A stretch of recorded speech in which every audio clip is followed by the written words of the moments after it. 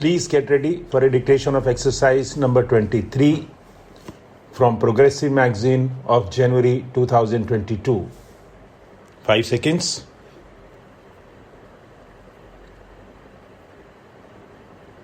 Start.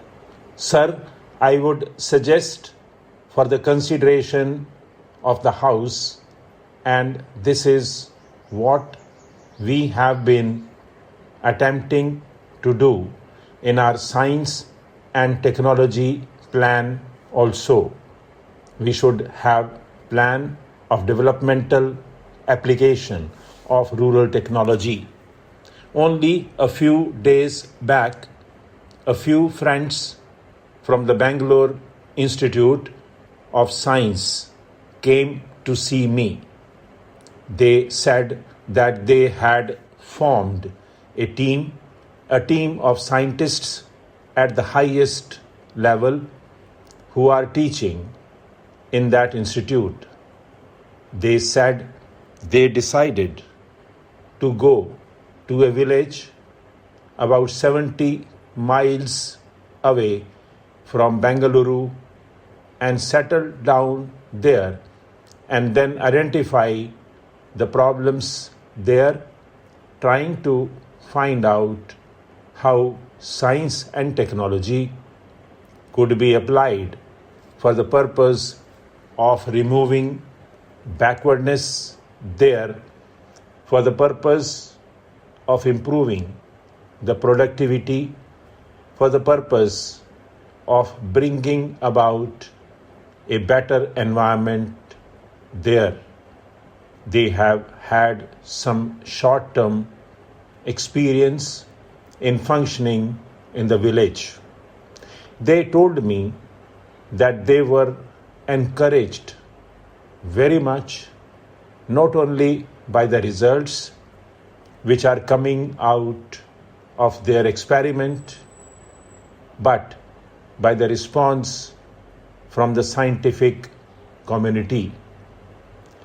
It is obvious from this, perhaps, that each high-level scientific, technological, or technical institution should be asked to take over a specific area and concentrate their efforts there to find out how science and technology could be applied for the purpose of better development of that area and to increase the productivity.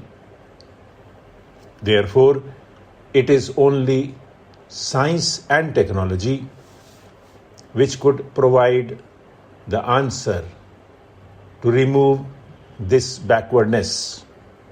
And it is on the basis of this alone that we would be able to tackle many of the problems with which we are confronted, whether it is unemployment or the removal of poverty, particularly in the rural areas. So this is the answer for that. The honorable members talked about rural indebtedness. Rural indebtedness is also due to the feudal traditions which have been allowing bonded labor and other things. All these will have to go. And it is not merely this indebtedness, but also the exploitation of the rural poor by the private money lenders, which has to go. My honorable friend pointed out this thing. As far Bihar is concerned, it is a coal mine area. I recently went through a report. This person knew something about what was happening there? How was the coal miners were being exploited by a set of organized money lenders and other anti-social elements. You talk about protecting the labor and protecting the poor, but have you gone there? Have you tried to organize and see that these malpractices are removed? Therefore, there is no use blaming others if we have not done anything about it, and to that extent we also contribute to the deterioration of the situation there. Therefore, it is a challenge to all of us. There is no use of throwing blame on somebody if the private money lender is going to lead to this sort of exploitation of rural poor and even of the industrial labor. Then we have got to sit down and think about it, how to abolish it, how to eradicate this practice. When we talk in terms of removing rural indebtedness, it is not by moratorium. Of course, that is a part of it, but it cannot stop there. We have to proceed further. You should have organizations to cater to the needs of these people. There also, they want to continue in the same old tradition. How do these people get indebted? They get indebted because they want to imitate the rich in performing their marriages.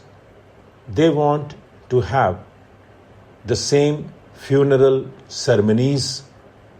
They want to have the same birth ceremonies, and therefore some of their indebtedness starts with this wasteful expenditure.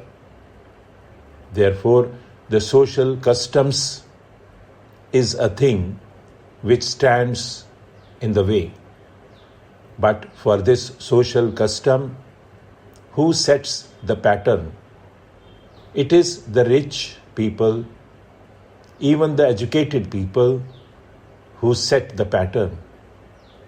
Therefore, if we want to remove the rural indebtedness, and if you want to remove the root cause for this, then all of us will have to respond to this and set an example to the poor, because they would look respectable only when they perform the marriage in a certain style, because we are doing the same.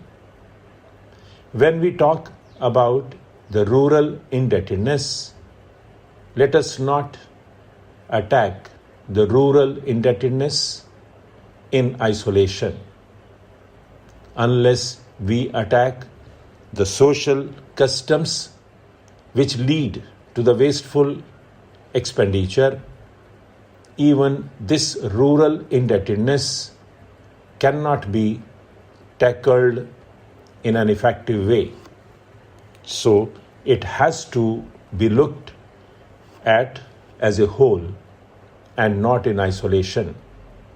We should look at it from that point of view. It is the educated group, the richer section of the people, who spoil the poorer sections by their own wasteful expenditure. I'm coming to dowry. When we talk about it in the International Year for Women, we are thinking of liberating the women. Can we liberate them from the dowry system? Who are the worst sinners in this dowry system today? Stop.